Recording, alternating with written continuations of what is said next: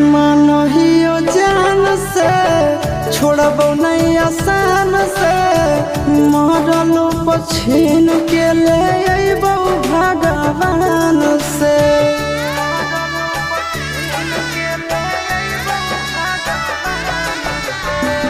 मानहियो जान से छोड़बो नहीं आसान से मरलो पछीन के ले अइबो भगवान से।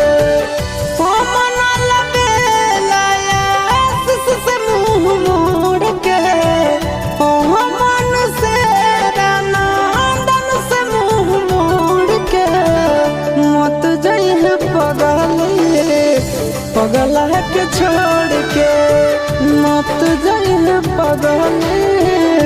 पगला के छोड़ के।